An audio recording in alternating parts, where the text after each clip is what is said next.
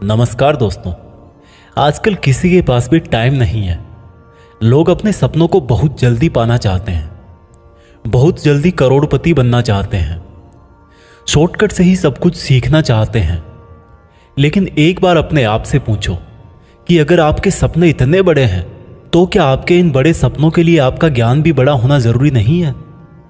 क्या आपके मोटिवेशन का आधार बहुत स्ट्रांग नहीं होना चाहिए? आपने बहुत बार देखा होगा कि जब तक आप कोई मोटिवेशनल वीडियो देखते हो तब तक आप में जोश रहता है, लेकिन जैसे ही काम करना या पढ़ाई करना शुरू करते हो जोश पता नहीं कहाँ गायब हो जाता है।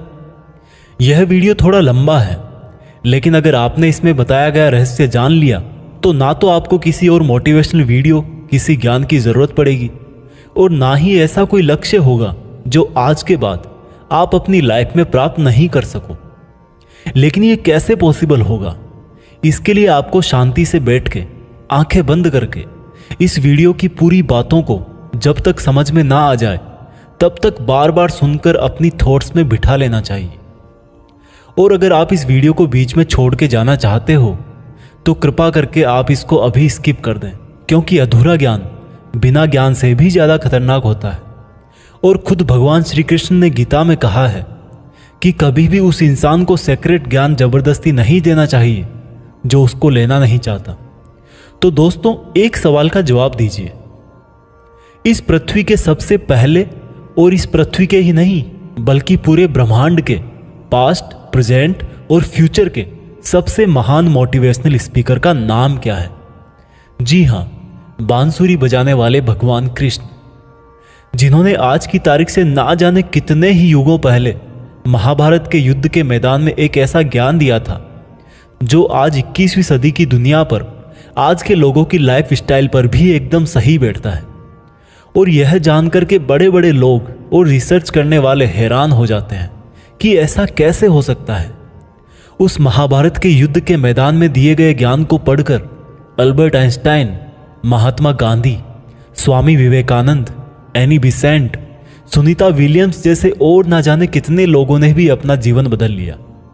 अगर आप यह सोचेंगे कि भागवत गीता में सिर्फ यह लिखा है कि भगवान की पूजा कैसे करते हैं तो आप गलत हैं, क्योंकि भागवत गीता सिर्फ एक किताब या धार्मिक ग्रंथ नहीं है, बल्कि इसमें वो नॉलेज है जो इस पृथ्वी पर जितने भी लोग जन्म लेकर आते हैं उनको यह सिखाता है कि इस दुनिया में सपने पूरे कैसे किए जाते हैं, पर्सनैलिटी कैसे बनाते हैं, पॉजिटिव एनर्जी कहाँ से लाते हैं, खुशी क्या होती है, कितनी भी बड़ी प्रॉब्लम का सॉल्यूशन कैसे ढूंढते हैं, डिसीजन कैसे लिया जाता है, किसी भी ब्रेकअप के सदमे से बाहर कैसे निकलते हैं, इमोशनली स्टेबल कैसे होते हैं, किसी भी बिजनेस को सक्सेसफुल कैसे बनाते हैं, मेहनत कैसे की जाती है, हम क्या हैं और कौन हैं, जिंदगी जीने का सही तरीका क्या है, मरने के बाद हमारे साथ क्या होता है, ये ब्रह्मांड कैसे बना, क्या भगवान है और अगर है तो कहाँ है, क्या आप भी पुनर्जन्म लेंगे,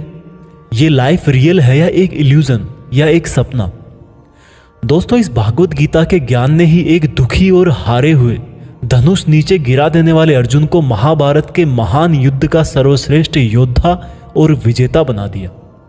अगर आप भी अपनी जिंदगी में किसी मकसद को लेकर आगे बढ़ रहे हो तो मेरा यकीन मानो कि आप भी अपनी जिंदगी की समस्याओं के जंग के मैदान के अर्जुन हो। और इसलिए उस गीता ज्ञान को जानना आपकी चॉइस नहीं बल्कि आपका अधिकार है। इस गीता ज्ञान को समझकर आपको एक बात का जरूर एहसास होगा कि ये असली नॉलेज में पहले क्यों नहीं हासिल कर पाया। तो ऐसा क्या है आखिर भागवत गीता में और इसका मतलब क्या है?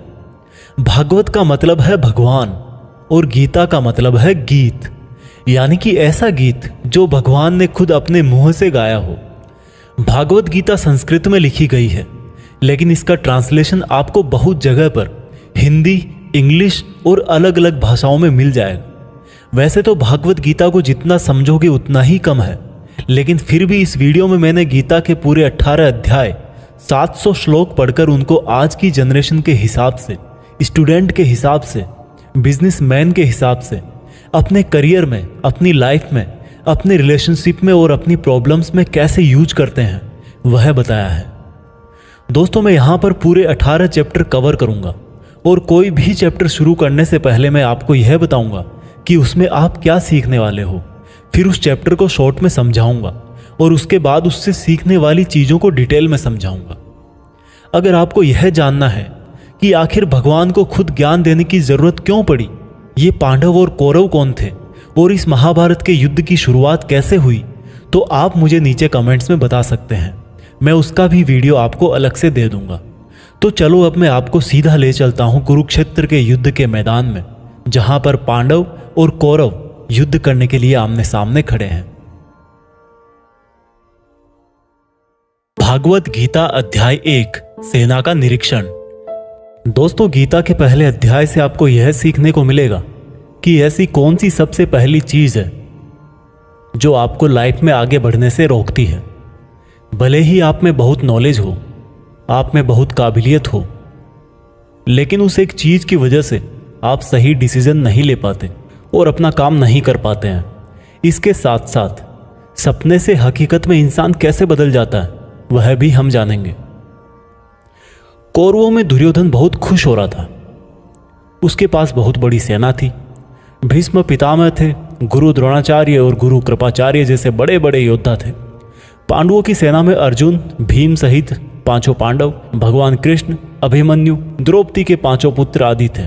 अब यह युद्ध पूरी तरह से पारिवारिक युद्ध ही था। पांडवों और कौरवों के लिए गुरु द्रोणाचार्य और कृपाचार्य दोनों एक ही थे। दादा भीष्म भी एक ही थे।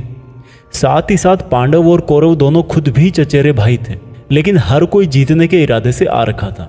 रणभूमि में जब जोर से युद्ध की घोषणा के लिए शंखनाद हुआ तो अर्जुन ने अपने सारथी भगवान कृष्ण से कहा कि हे कृष्ण, मेरे रथ को दोनों सेनाओं के बीच में एक बार ले जाकर के खड़ा कर दो, ताकि मैं ये देख सकूं कि मुझे किनको मारना है। ऐसा सुनकर भगवान कृष्ण ने अर्जुन के रथ को कौरवों की सेना के सामने वहां पर ले जाकर के खड़ा कर दिया, जहां पर कौरवों की सेना में अर्जुन के दादा भीष्म पितामह और गुरु द्रोणाचार्य खड़े थे। और गुरु द्रोणाचार्य ने ही अर्जुन को तीर चलाना भी सिखाया था। अर्जुन ने युद्ध के मैदान में जिधर भी देखा वहां दोनों तरफ ही सिर्फ परिवार वाले नजर आ रहे थे। ये देखकर अर्जुन बहुत दुखी हो गए और कृष्ण से बोले, यहां तो हर कोई मेरा सगा संबंधी ही है, मैं अपने ही लोगों को युद्ध में नहीं मार सकता।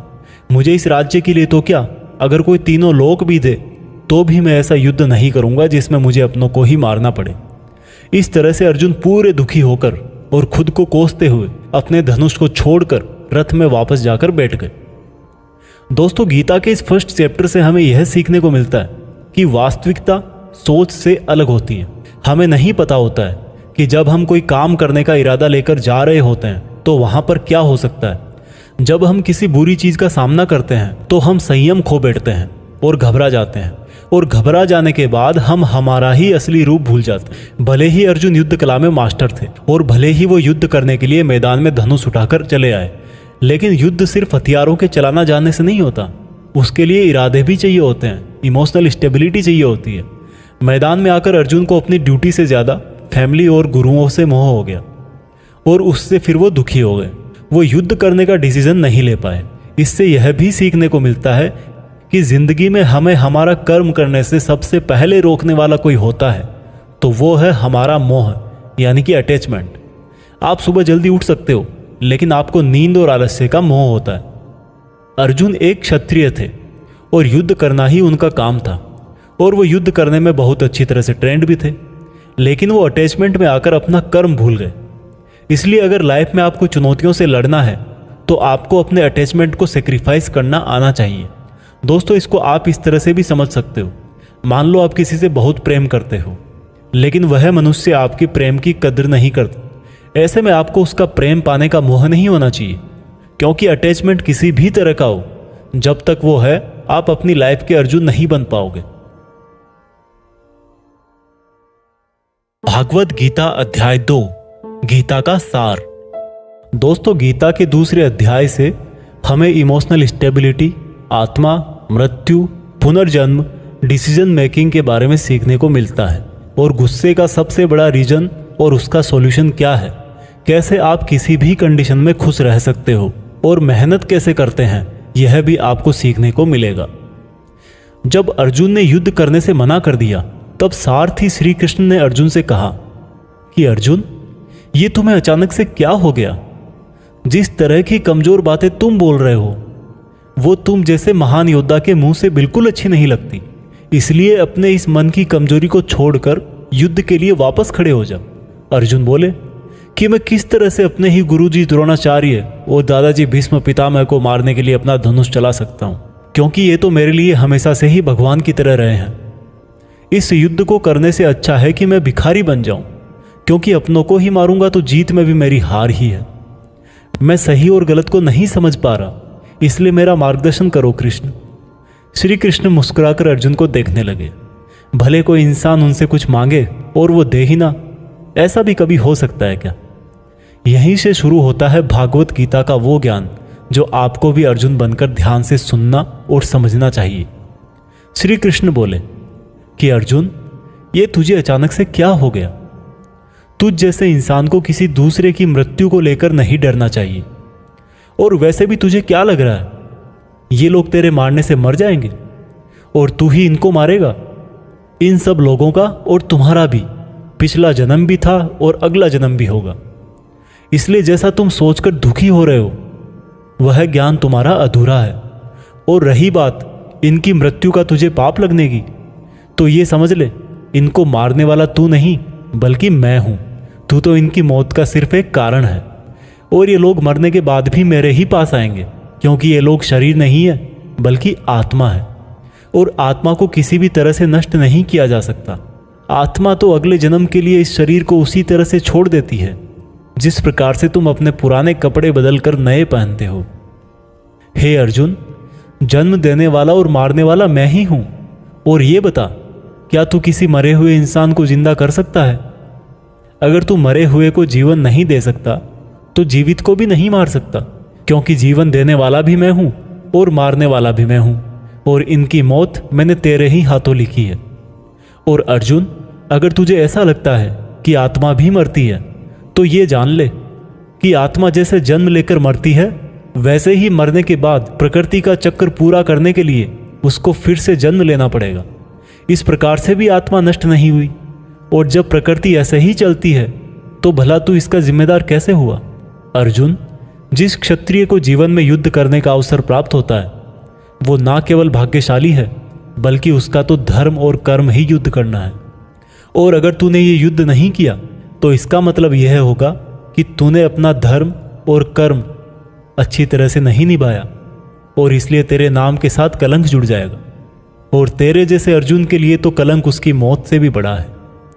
जो लोग तुझे बहुत सम्मान दिया करते थे वही लोग तेरी बहुत बुराइयां करेंगे, तेरी वीरता पर सवाल उठाएंगे। इसलिए अर्जुन, तू सुख दुख, हार जीत और फायदे नुकसान को छोड़कर अपने विचारों को स्थिर कर और युद्ध के लिए धनुष उठा, जिससे या तो तू युद्ध में मारा जाकर मेरी ही शरण में आएगा या फिर विजेता बनकर धरती पर ही सुख भोगेगा।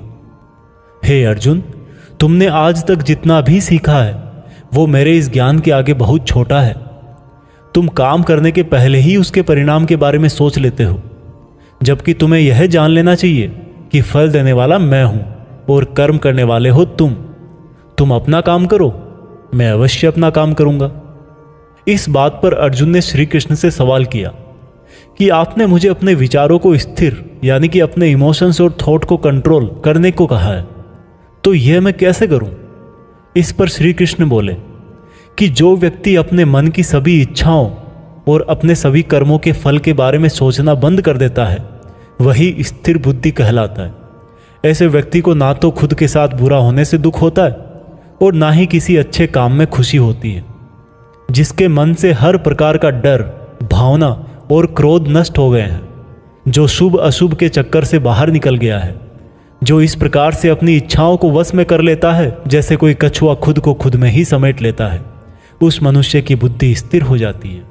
क्योंकि अपनी इच्छाओं के बारे में सोचते रहने से हमें वो इच्छाएं अच्छी लगने लगती है। इच्छाएं अच्छी लगने लगती है तो फिर उन इच्छाओं को पूरा करने का मन करता है।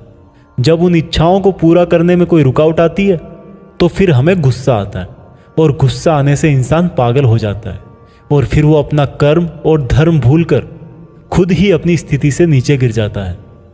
परंतु अगर कोई अपनी इच्छाओं को वश में करके उनका गुलाम नहीं होता तो उसका अंतर्मन शुद्ध रहता है और उसके दुख का अंत हो जाता है। और जब उसके सब दुख ही समाप्त हो जाते हैं तो उसकी बुद्धि स्थिर हो जाती है। परंतु जिसकी इच्छाएं और कामनाएं उसके मन से नहीं जाती है, वो मनुष्य कभी शांति नहीं पाता। और जब शांति ही नहीं पाएगा तो वो खुश कैसे रहेगा भला? उसकी हालत तो उस नाव की तरह होती है जिसको उसकी इच्छाओं की हवा किसी भी दिशा में बहा करके ले जा सकती है। स्थिर बुद्धि वाला प्राणी तो उस समुद्र की तरह है जिसमें चाहे कितनी ही नदियां आके मिले फिर भी उसको कोई फर्क नहीं पड़ता। और इसी तरह का स्थिर बुद्धि वाला प्राणी मृत्यु के बाद मेरी ही शरण में आता है। दोस्तों, अब आते हैं इस चैप्टर के मीनिंग पर। आप में से बहुत सारे लोग होंगे जो अपने प्रियजनों को खो देते हैं, और आज तक आप लोगों में से जिसने भी अपने प्रियजन को मृत्यु के द्वारा इस संसार से नहीं खोया है, उसको भी यह जान लेना चाहिए कि उनकी जिंदगी में भी उनके किसी सबसे प्रिय, यहाँ तक कि खुद की भी मौत एक दिन जरूर होगी। लेकिन इससे उदास होने की कोई बात नहीं है, क्योंकि खुद भगवान ने ही कहा है कि हम अपने जन्म से पहले भी इस दुनिया में नहीं थे और मौत के बाद भी नहीं रहेंगे, लेकिन उस समय हम किसी न किसी रूप में इस ब्रह्मांड में जरूर रहेंगे। और इसलिए हमें मौत से नहीं डरना चाहिए, क्योंकि या तो हमारा पुनर्जन्म होगा या फिर हम परमात्मा में हमेशा के लिए मिल जाएंगे। और जब सब लोग आखिर में एक ही जगह मिल जाएंगे तो फिर क्या भावुक होना। और यही प्रकृति का नियम भी है। और हम कोई शरीर नहीं है जो हमें डरने की जरूरत है। हम आत्मा है और उसी का अंश है जिसको हम भगवान कहते हैं। और अगर हमें बनाने वाला भगवान है तो फिर हमें उससे ही मिलने का प्रयत्न करना चाहिए। ये दुनिया तो मात्र उस ईश्वर का एक मायाजाल है। अब दोस्तों, अर्जुन डिसीजन नहीं ले पा रहे थे। जब भी हम कोई डिसीजन लेते हैं तो एक तरफ हमारा अटैचमेंट होता है और दूसरी तरफ वो होता है जो हमें करना चाहिए। और इसी मोह के चक्कर में हम वो नहीं कर पाते जो हमारा रियल काम होता है और जो हमें लाइफ में सफलता के रास्ते पर आगे ले जाता है। उदाहरण के लिए, अगर आपको घर से दूर पढ़ाई करने के लिए या सपने पूरे करने के लिए घर से दूर जाना पड़ रहा है तो आपको अपने परिवार का मोह छोड़ना पड़ेगा। इसी तरह से आपको हर डिसीजन में यह देखना है कि आपकी लाइफ में मोह कौन कौन से हैं और आपके कर्तव्य के लिए ज़रूरी क्या है। इसके बाद बात करते हैं कि हमारी प्रॉब्लम्स का सबसे बड़ा कारण क्या है और उनका सबसे बड़ा सॉल्यूशन भी क्या है। दोस्तों, हमारे दुखों का सबसे बड़ा कारण है हमारा अपनी इच्छाओं के बारे में सोचना। जब हम अपनी इच्छाओं के बारे में सोचते हैं तो समय बीतने के बाद हम उनको पूरा करने की भी कोशिश करते हैं, और जब वो कोशिशें नाकाम हो जाती है तो हमारे अंदर गुस्सा पैदा हो जाता है। और गुस्सा ऐसी चीज़ है जिसको अगर किसी ने शरीर छोड़ने के पहले नहीं छोड़ा तो कभी आप अपने जीते जी खुश नहीं रह पाओगे। आप हमेशा अपने आप को समस्याओं से घिरा हुआ ही पाओगे, क्योंकि ये दुनिया तो सिर्फ आपका ही रिफ्लेक्शन है। अब आप यह भी बोलोगे कि अगर ज़िंदगी में कोई इच्छा ही नहीं रखेंगे तो सक्सेस कैसे हासिल होगी, नाम कैसे कमाएंगे। तो दोस्तों, इसके बारे में भगवान कृष्ण ने कहा है कि सबसे पहले आप अपने कर्म को पहचानिए, यानी कि आपके लिए ऐसा क्या करना ज़रूरी है जो आपको अपना लक्ष्य प्राप्त करवाएगा।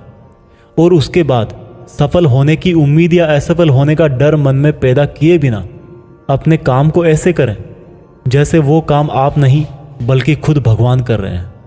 और इस तरह से आपकी हिम्मत कभी नहीं टूटेगी, क्योंकि आपको यह लगेगा कि ये काम मैं नहीं बल्कि मेहनत भगवान कर रहे हैं।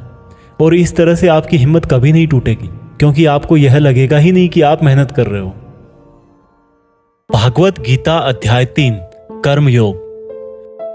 दोस्तों, अब गीता के 3rd चैप्टर में हम जानेंगे कि ऐसी कौन सी 2 चीजें हैं जो आपको इस दुनिया में कुछ भी हासिल करके दे सकती है। इसमें यह भी जानेंगे कि हम क्या हैं और हमारे अपने मन को अपने काबू में करके अपनी सभी गंदी आदतें कैसे छोड़ें और अपनी मनचाही मंजिल कैसे प्राप्त करें। अर्जुन बोले, हे कृष्ण, आपकी बातें सुन के ऐसा लग रहा है कि जैसे ज्ञान कर्म से ज़्यादा सही है, लेकिन आप तो मुझे सन्यासी बनने की जगह युद्ध करने के लिए बोल रहे हो। तो आप ये बताइए कि मैं ज्ञान का रास्ता अपनाकर सन्यासी बनूं या कर्म का रास्ता अपनाकर युद्ध लड़ूं। सुनकर कृष्ण बोले, इस संसार में मैंने खुद ने ही 2 तरह के योग बनाए हैं। योग मतलब ऐसा रास्ता जिससे हम अपना जीवन सफल बनाते हैं। उनमें से एक है ज्ञान योग और दूसरा है कर्म योग। और अर्जुन, तुम एक मनुष्य हो, तुम चाह करके भी अपने शरीर के कर्मों को पूरी तरह से नहीं छोड़ सकते। उदाहरण के लिए, तुम्हें हर पल सांस तो लेना ही पड़ेगा। अगर पेट है तो खाना तो पड़ेगा ही। और अगर तुम इन सब को किसी भी शक्ति से रोकना भी चाहोगे तो क्या निश्चित है कि तुम अपनी इच्छाओं के बारे में नहीं सोचोगे।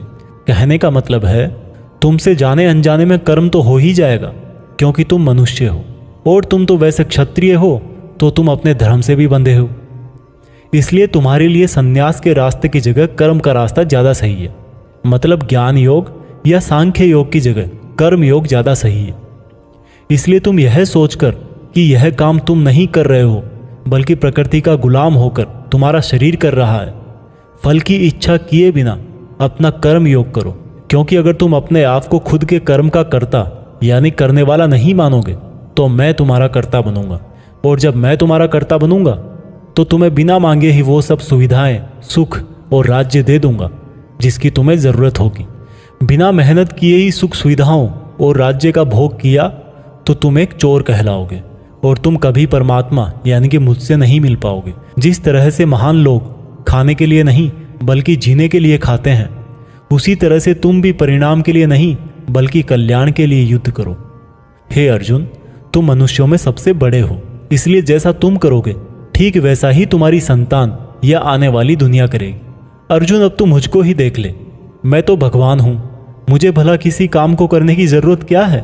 पर मैं इसलिए अपना कर्म करता हूँ क्योंकि मनुष्य की आत्मा मेरा ही छोटा सा अंश है, और जैसा मैं करूँगा वैसा ही फिर मनुष्य करेगा, और इस तरह से तो पूरी सृष्टि ही नष्ट हो जाएगी।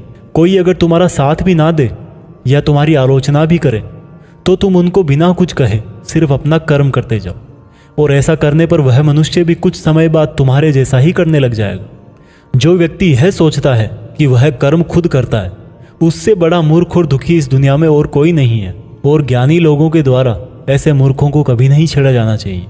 इसलिए अर्जुन, तू भी अपने आप को इस कर्म के बंधन में ना बांधकर बिना किसी आशा के, दया के और पछतावे के अपना युद्ध कर। अर्जुन, खुद का धर्म और कर्म दूसरों के धर्म और कर्म से ज़्यादा अच्छा समझा जाना चाहिए। भले ही हमारे खुद के धर्म में और कर्म के पालन करने में कोई कमी रह जाए। अर्जुन ने फिर सवाल किया कि अगर मनुष्य उसी परमात्मा का अंश है तो उससे गलतियां क्यों हो जाती है और वो बुरे काम क्यों करता है। भगवान श्री कृष्ण बोले कि मनुष्य शरीर भोग विलास करना चाहता है क्योंकि उसकी प्रकृति वैसी ही है। इसलिए अगर उसकी इच्छा पूरी नहीं होती तो उसको क्रोध आता है, और जिस तरह धुएं की वजह से आग दिखाई नहीं देती, उसी तरह से काम और क्रोध की वजह से मनुष्यों को अपना धर्म, कर्म और परमात्मा दिखाई नहीं देते, और इसी वजह से क्रोध और कामनाओं में आकर मनुष्य अपनी इंद्रियों और मन पर नियंत्रण खो देता है और ना चाहते हुए भी बुरे काम और गलतियां कर बैठता है। अर्जुन, तू हमेशा याद रखना, इस शरीर से ज़्यादा शक्तिशाली है इसकी इंद्रियां, इंद्रियों से ज़्यादा शक्तिशाली है मन, मन से शक्तिशाली है बुद्धि, और बुद्धि से ज़्यादा शक्तिशाली हो तुम यानी कि तुम आत्मा। इसलिए अर्जुन, तू अपनी आत्मा से अपनी बुद्धि को वश में कर। बुद्धि मन को वश में करेगी, मन इंद्रियों को वश में करेगा, और इंद्रियां शरीर को यानी कि तुम्हारे बुरे कर्मों को।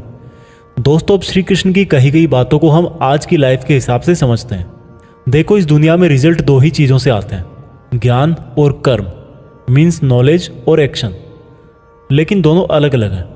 आज की दुनिया में हम दोनों चीज़ों को आपस में रिलेट करके देखेंगे। हमारे लिए नॉलेज भी उतना ही ज़रूरी है जितना एक्शन। नॉलेज का मतलब यह नहीं है कि आप सिर्फ एग्ज़ाम पास करने के लिए सिलेबस को रटते हो, बल्कि नॉलेज का मतलब यह है कि आप सबसे पहले ये जानो कि आपके गोल्स क्या हैं, आपकी कैपेबिलिटीज़ और आपके इश्यूज़ क्या क्या हैं, और इन सब को मिलाकर गोल्स तक पहुंचने की आपकी प्लानिंग क्या है। ये है आपका नॉलेज यानी कि ज्ञान योग। इसके अलावा आपको एक और चीज़ जाननी चाहिए कि मेरे भाई, आप शरीर नहीं हो, आप एक आत्मा हो। आपकी आत्मा यानी आप खुद अपने इमोशंस, अपनी थॉट्स और अपनी एक्टिविटीज़ से बहुत ऊपर हो, और अगर आप ऐसा सोचोगे तो मैं दावे के साथ कह सकता हूँ आप 99% नहीं बल्कि 100% अपनी प्रॉब्लम से ऊपर उठ जाओगे। इसके बाद इस चैप्टर में दूसरा रास्ता बताया गया है कर्म योग यानी कि आपके शरीर के एक्शंस के लिए भगवान ने ये बोला है कि हमें कभी यह नहीं सोचना चाहिए कि काम हम कर रहे हैं, और जब हम ये सोचेंगे कि काम नहीं कर रहे तब इसके दो फायदे होंगे। एक तो ये कि आप अपनी मेहनत के रिजल्ट को लेकर टेंशन में नहीं रहो, और दूसरा ये कि आप इमोशनली स्टेबल होकर अपनी बेस्ट मेहनत कर पाओगे। इसके साथ साथ आपको कभी भी अपने बुरे या अच्छे रिजल्ट को खुद पर लेकर दुख नहीं करना चाहिए, क्योंकि श्री कृष्ण की बातों के अनुसार मनुष्य को सिर्फ कर्म करने का अधिकार दिया हुआ है। इसके अलावा आप अपनी किसी भी बुरी आदत से कैसे छुटकारा पाएं, इसको बहुत ही आसान शब्दों में बताया गया है कि आप अपने आप को उस परमात्मा का ही छोटा सा रूप यानी कि आत्मा समझो, और आत्मा के ध्यान से अपने ब्रेन को और ब्रेन से अपने मन को काबू में करोगे, और इसके बाद में आपका मन अपने आप आपके सभी फिजिकल सेंसेस यानी कि इंद्रियों को काबू में कर लेगा। और जब आपकी इंद्रियां आपके काबू में हो जाएगी तब बुरी आदत छोड़ना तो क्या कुछ भी मुश्किल नहीं है। भागवत गीता अध्याय 4 दिव्य ज्ञान। गीता के चौथे अध्याय से हम जानेंगे कि भगवान कब और किस रूप में धरती पर आते हैं, भगवान को कैसे प्राप्त किया जाता है, गुरु से ज्ञान कैसे लिया जाता है, ज्ञान लेना क्यों जरूरी है। श्री कृष्ण बोले कि अर्जुन, जो महान गीता ज्ञान मैं तुझे बता रहा हूं वो मैंने बहुत पहले ही इसी पृथ्वी पर बताया था, लेकिन समय के साथ वो लुप्त हो गया। इस पर अर्जुन बोले कि हे कृष्ण, आप तो अभी वर्तमान काल में हो, तो आप बहुत पहले के समय में ऐसा कैसे कर सकते हो।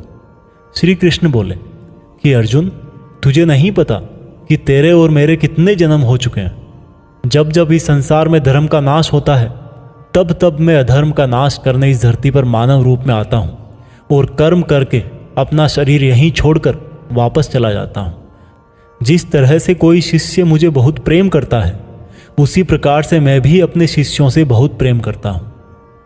मैंने भले ही इस संसार को बनाया है, लेकिन मैं फिर भी यह नहीं सोचता कि यह मैंने बनाया है।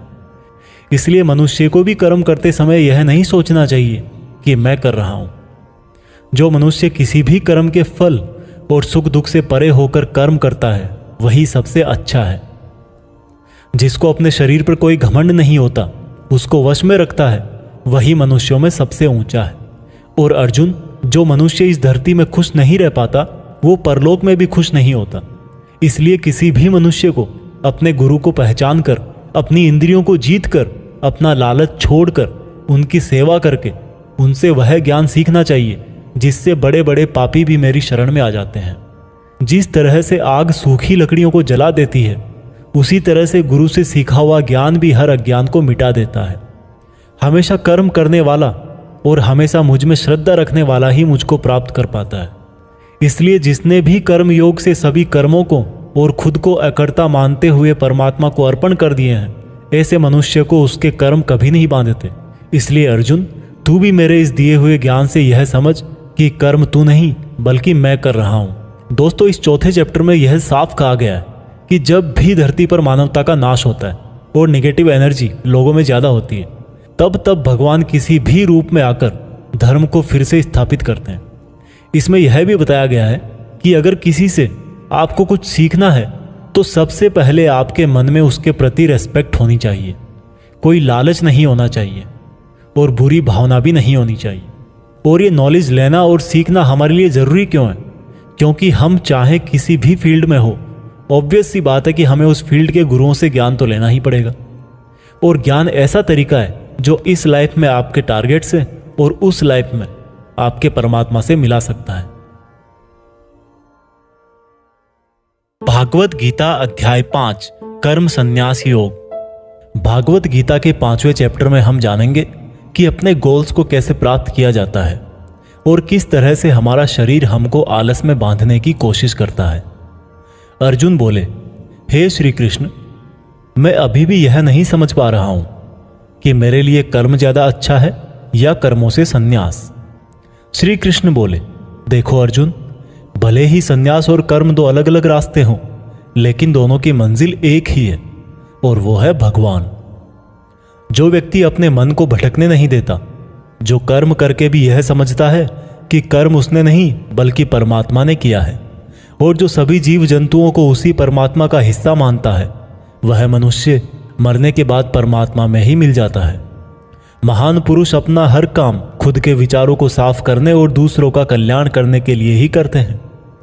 परमात्मा कभी भी मनुष्यों को बुरा काम करने के लिए नहीं उकसाता, बल्कि लोग खुद ही अपने क्रोध और मोह में आकर बुरे कर्मों के साथ साथ उनके फलों का भी निर्माण करते हैं। मैं तो बस उनका फल उन्हीं को वापस देता हूं। इस शरीर को चाहे कितना ही सुख दे दो, उसकी इच्छाएं तब भी पूरी नहीं होती। इसलिए अर्जुन, तेरे जैसे बुद्धिमान व्यक्ति को शरीर की इच्छाओं में मन नहीं लगाना चाहिए। इस संसार का असली योगी तो वो है जिसने अपने शरीर का नाश होने से पहले अपने क्रोध का नाश कर लिया हो, जो संपूर्ण प्राणियों का हित करता है, जिसका मन किसी भी कर्म में नहीं बंधता और जो अपने भटकते हुए मन को एक जगह केंद्रित करके परमात्मा को याद करता है, वही व्यक्ति सुखी भी है और परमेश्वर सहित सबका प्यारा भी। हे अर्जुन, ये इंद्रियां, मन, बुद्धि, इच्छा, आशा, डर और क्रोध ही तेरे दुश्मन हैं। इनका त्याग कर। दोस्तों, हमारी बॉडी यानी कि शरीर हमेशा रिलैक्स रहना चाहता है, क्योंकि बाय नेचर शरीर एक निर्जीव चीज ही है अगर उसमें आत्मा ना हो तो। लेकिन हम यह सोच लेते हैं कि मैं तो शरीर हूं, ये मेरी आंखें हैं, ये मेरे हाथ हैं और अब मेरा शरीर मुझे सोने के लिए बोल रहा है। तो इसका मतलब यह है कि आपका शरीर आपकी बुद्धि पर भारी पड़ चुका है। इसलिए आपको यह समझना होगा कि आप आत्मा हो और इस शरीर को आप अपनी बुद्धि से जिस तरह चलाना चाहोगे वह वैसा ही चलेगा।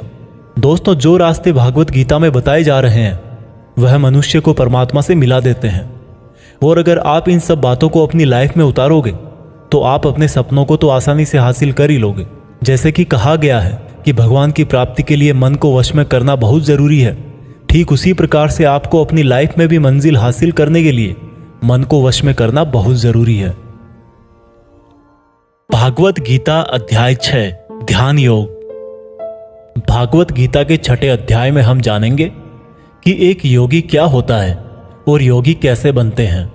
यानी कि आज की लाइफ में बोले तो वह इंसान जो अपनी लाइफ में कुछ बड़ा करना चाहता है। इसके साथ साथ हम यह भी जानेंगे कि क्या होगा अगर आपने इस जीवन में बहुत मेहनत करी लेकिन फिर भी आपकी डेथ होने से पहले आपका सपना पूरा नहीं हुआ। श्री कृष्ण बोले, केवल अपने सांसारिक कर्मों को त्यागने वाला ही योगी नहीं होता, बल्कि जो व्यक्ति करने योग्य सब काम को करता हुआ उनके फल का लालच नहीं करता वही असली योगी कहलाता है। जो व्यक्ति अपने मन को जीत लेता है तो उसके लिए इस संसार में और कुछ भी जीतना जरूरी नहीं होता, और जिसका मन इधर उधर भटकता रहता है उसके लिए इस संसार में कुछ भी पाना आसान नहीं होता, क्योंकि हमारा गुलाम मन हमारा मित्र होता है और अगर हम उसके गुलाम बन जाते हैं तो वो हमारा सबसे बड़ा शत्रु बन जाता है। जो व्यक्ति अपने मन के और संसार के किसी भी विचार, वासना या वस्तु से मोहित नहीं होता और जो मित्र, दुश्मन, महात्मा, पापी, जीव जंतु आदि के प्रति समान दया भाव रखता है, वही योगी की असली निशानी होती है अर्जुन। और जब इस तरह का योगी भाव आने लगे तो बिना किसी आशा के, बिना किसी भय के अपने मन को मित्र बनाकर मेरा ध्यान करना चाहिए। ऐसा योगी नींद और भोजन भी उतना ही करता है जितना आवश्यक हो। ऐसा योगी उसी तरह से अपने वचन पर स्थिर रहता है जैसे पूरी तरह रुकी हुई हवा में दीपक की लौ होती है। जब जब भी उसका मन भटके तब तब उसको उस इच्छा को वश में करके फिर से मन को केंद्रित करना चाहिए। और जब योगी इस संपूर्ण ध्यान की अवस्था में आ जाता है तो बड़े से बड़ा दुख भी उसको उसके स्थान से नीचे नहीं गिरा सकता। अर्जुन ने कहा, मगर हे कृष्ण, यह मन बहुत ही चंचल और हठीला है। इसको एक जगह पर रोकना हवा को एक जगह पर रोकने की तरह बहुत मुश्किल है।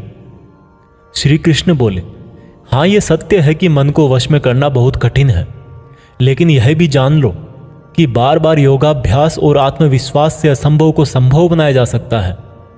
अर्जुन ने फिर पूछा कि हे कृष्ण, अगर कोई योगी इस तरह से ध्यान केंद्रित करके योग करे, लेकिन अगर अंतिम समय में किसी कारणवश उसका मन भागने लगे तो क्या उसकी पूरी मेहनत शून्य हो जाएगी? श्री कृष्ण बोले, नहीं अर्जुन, निरंतर परमात्मा की तरफ बढ़ना हर आत्मा का अधिकार है।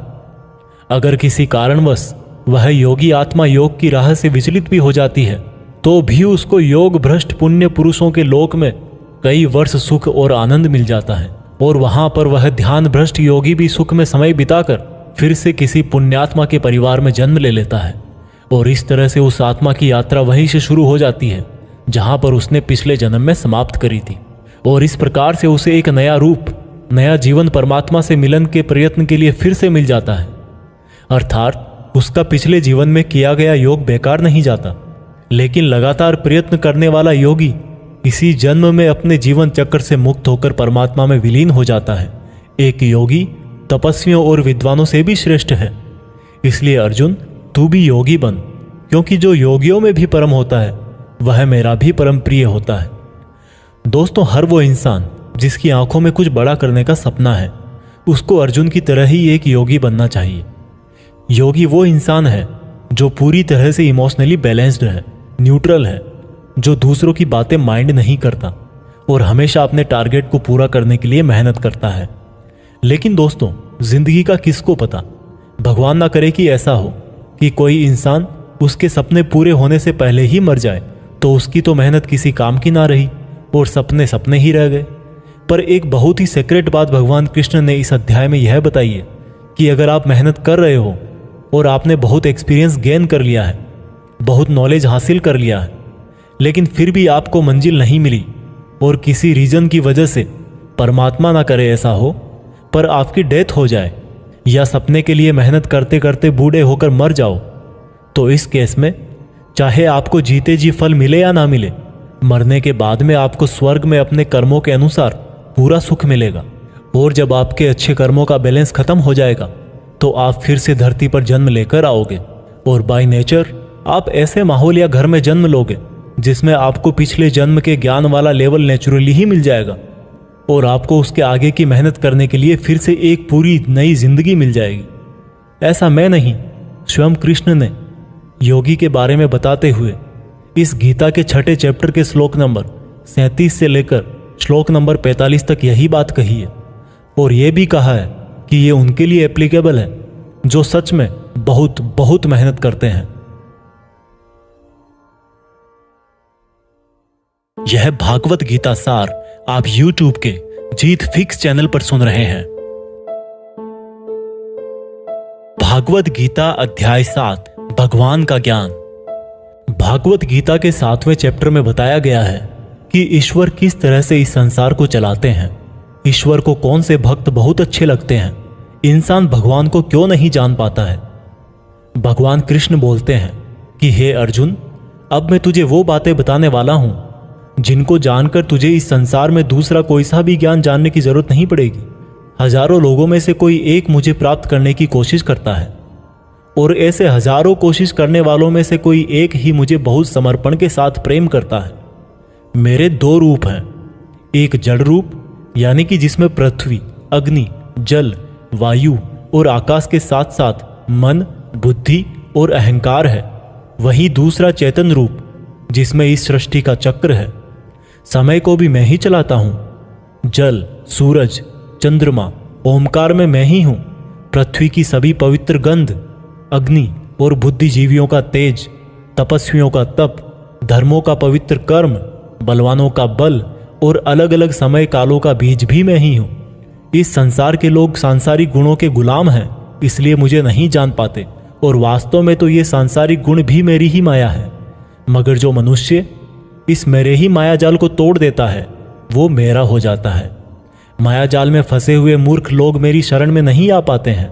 कोई भी भक्त 4 तरह से मेरी पूजा करता है, कोई प्राप्ति चाहने वाला, कोई दुख के संकट में याद करने वाला, मुझे जानने की इच्छा रखने वाला या फिर मुझे पहले से ही जानने वाला। लेकिन इनमें से मुझे अत्यंत प्रेम करने वाला ज्ञानी बहुत पसंद है। ये चारों ही तरह के भक्त दयावान होते हैं, लेकिन ज्ञानी पुरुष तो मानो जैसे मेरा ही रूप हो। और ज्ञानियों में भी जो व्यक्ति मुझे बहुत सारे जन्मों से मानता आया है वो मृत्यु के पश्चात मुझ में ही समा जाता है। जो लोग किसी इच्छा पूर्ति के लिए अगर किसी देवता की भक्ति करते हैं तो मैं उन भक्तों की आस्था उन्हीं देवताओं में स्थिर कर देता हूं और वो भक्त उन्हीं देवताओं को प्राप्त हो जाते हैं। लेकिन यह फल ज्यादा समय तक नहीं चलता और अगर कोई भक्त अगर किसी भी प्रकार से मेरी ही पूजा करता है तो उसे मैं अपना ही बना लेता हूं। जो मूर्ख मुझे जन्म लेने और मरने वाला मानते हैं वो मुझे प्राप्त नहीं कर पाते। मैं भूतकाल, वर्तमान और भविष्य को पूरा जानता हूं, जबकि श्रद्धा रहित लोग मुझे भी नहीं जान पाते। जो भक्त इस सांसारिक मोह और माया को छोड़कर श्रेष्ठ कर्मों का आचरण करके मेरी भक्ति करते हैं वो इस मृत्यु से मुक्त होकर मुझ में ही समा जाते हैं। तो दोस्तों, आज के समय के हिसाब से इस चैप्टर का मतलब आप इस तरह से निकाल सकते हैं। जब आप अपनी लाइफ में कोई टारगेट सेट करते हो तो आप टाइम बीतने के बाद टारगेट को भूलने लगते हो, क्योंकि डिस्ट्रैक्शंस बहुत सारे होते हैं। जैसा श्री कृष्ण ने बताया कि मायाजाल में फंसा हुआ व्यक्ति भगवान को भूल जाता है, ठीक वैसे ही कई बार बहुत मेहनत करने वाला व्यक्ति भी राह से भटक जाता है और सोचने लगता है कि ये टारगेट वारगेट सब बेकार है, लाइफ के मजे लो, कल को पता नहीं रहूं या ना रहूं। और इस तरह के लोगों को गीता में मूर्ख कहा गया है, जो इतना भी नहीं जानते कि ये डिस्ट्रैक्शन तो खुद मेहनत करने वालों को आजमाते हैं कि ये इंसान उसमें उलझ के रह जाएगा या इसको पार कर जाएगा। और इस तरह से लगातार बिना भटके जो हार्डवर्क करता है उसी को सक्सेस मिलती है।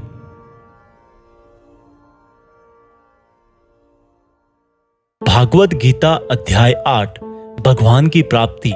भागवत गीता के 8वें चैप्टर में आप जानेंगे कि भगवान क्या है और उनको कैसे प्राप्त किया जा सकता है, देवता कौन है, ये संसार कैसे चलता है और क्यों हमें आज से ही हार्ड वर्क में लगना चाहिए।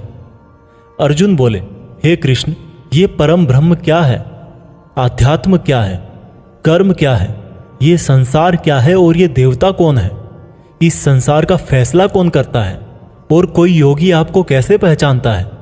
श्री कृष्ण बोले, ब्रह्म परम अक्षर है, आध्यात्म जीवों का स्वरूप है, कर्म भूतकाल का एक ऐसा त्याग है जिससे वर्तमान में परिणाम उत्पन्न होते हैं, हमेशा उत्पन्न और अंत होने वाले का नाम संसार है।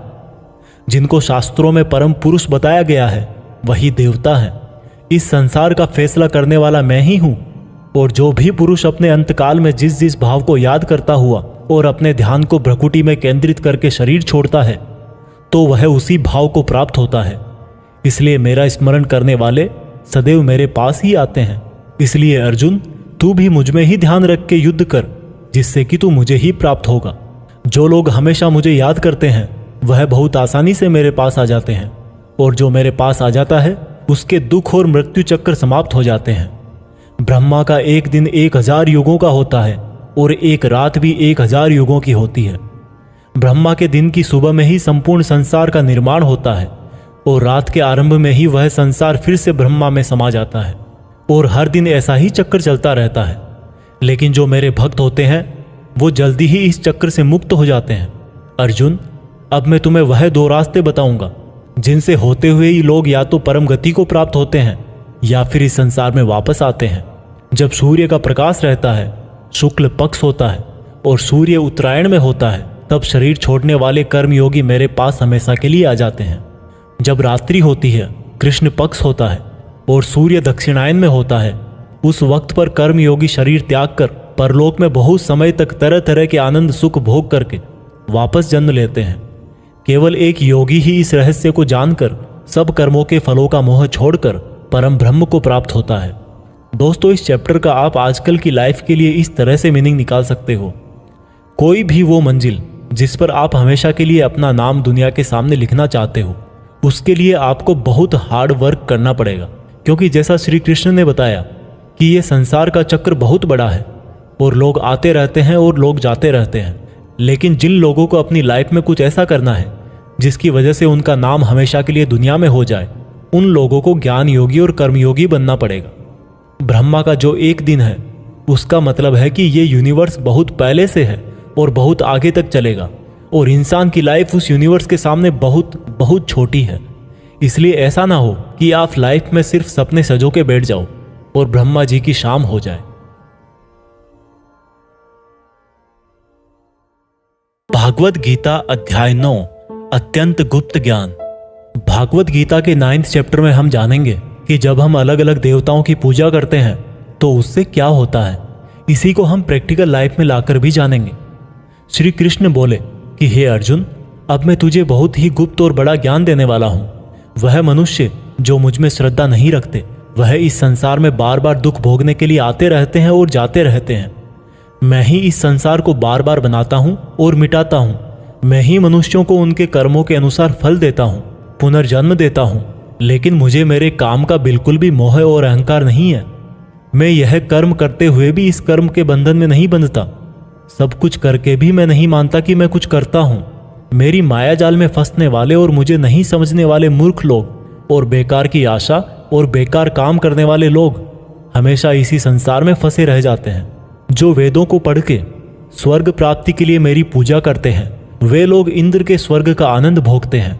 लेकिन उनके स्वर्ग के सुख तब तक ही चलते हैं जब तक उनके मानव जीवन के पुण्य खत्म नहीं हो जाते। और जब उनके पुण्य खत्म हो जाते हैं उनको वापस इसी पृथ्वी पर जन्म लेने आना पड़ता है।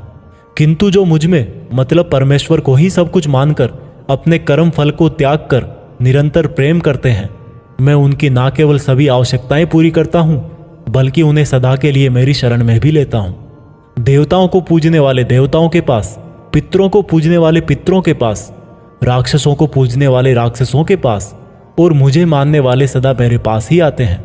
देवताओं, पितरों और भूतों को पूजने वालों का ज्ञान सीमित होता है और उनको फिर से इस मृत्युलोक में आना पड़ता है। इसलिए अर्जुन, तू भी अगर कुछ खाए, दान करे, तप करे और कर्म करे तो मुझ में ही अर्पण करके करना। इस प्रकार से तू मुझको ही प्राप्त हो जाएगा। मेरे लिए प्रिय और अप्रिय सब बराबर हैं। यहाँ तक कि अगर कोई बहुत ही दुराचारी हो, चाहे स्त्री पुरुष हो, चाहे राजा या भिखारी भी हो, तो वह भी मुझ में आसक्त होकर इस भवसागर से तर जाता है।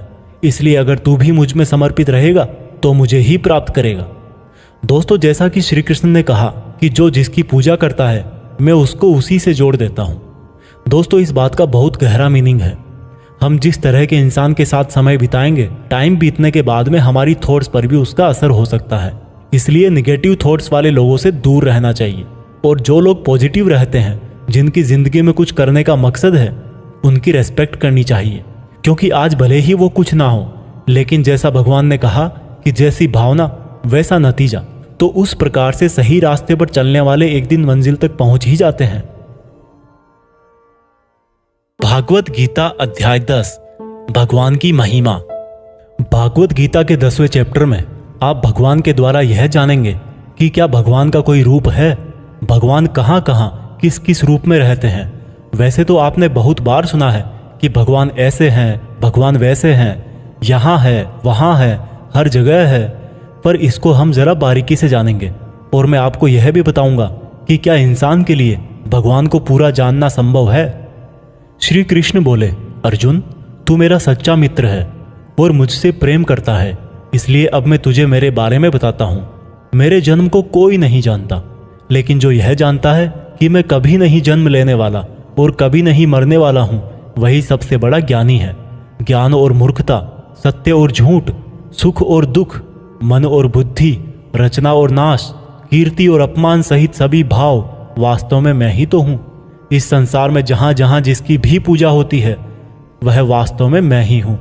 जो लोग मुझ में मन और प्राणों को अर्पण करते हैं, उनके ज्ञान के अंधकार को मैं ही ज्ञान के उजाले से रोशन करता हूँ। इस पर अर्जुन बोले कि हे कृष्ण, आपने जो अभी तक खुद के बारे में बताया है उन सब बातों को मैंने मान लिया है, लेकिन आपकी बातें मेरा और ज्यादा मन मोह रही है। हालांकि आप ही खुद को पूरी तरह से जानते हैं, लेकिन फिर भी मैं आपको किस तरह से मानूं, और अपनी शक्तियों और महिमाओं के बारे में भी बताइए। इस पर श्री कृष्ण बोले कि अर्जुन, वैसे तो मेरे विस्तार का कोई अंत नहीं है, लेकिन फिर भी मेरी जो भी जानकारी तेरे लिए जानना जरूरी है उससे मैं तुझे बताऊंगा। अर्जुन, सभी समय मुझसे ही बने हैं, भूत, वर्तमान और भविष्य भी मैं ही हूँ।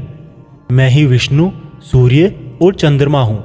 वेदों में सामवेद, देवों में इंद्र और इंद्रियों में मन, जीवों में आत्मा, पर्वतों में सुमेर, रुद्रों में शंकर, वसुओं में अग्नि और धन दौलत में कुबेर भी मैं ही हूँ। जल में समुद्र, ग्रहों में बृहस्पति, अड़े रहने वालों में पहाड़, देवर्षियों में नारद, पेड़ों में पीपल, हाथियों में एरावत, मनुष्यों में राजा, गायों में कामधेनु, सर्पों में सर्पराज, नागों में शेषनाग, राजाओं में यमराज, गणनाओं में गणित, पक्षियों में गरुड़, योद्धाओं में श्रीराम, समुद्र में मगरमच्छ, नदियों में गंगा, विद्याओं में ब्रह्म विद्या, विवादों का निर्णय, अक्षरों में ओम, कालों का महाकाल, मंत्रों में गायत्री, महीनों में मार्गशीर्ष, ऋतुओं में बसंत भी केवल मैं ही हूँ। छलों का जुआ, जीतने वालों की विजय, निश्चय करने वालों का निश्चय और भक्त पुरुषों की भक्ति भी मैं ही हूँ। वृष्णवंशियों में कृष्ण यानी कि स्वयं मैं, पांडवों में अर्जुन यानी कि तू, मुनियों में वेदव्यास और कवियों में शुक्राचार्य भी मैं ही हूँ। जीतने वालों की रणनीति और रहस्य रखने वालों का मौन भी मैं ही हूँ।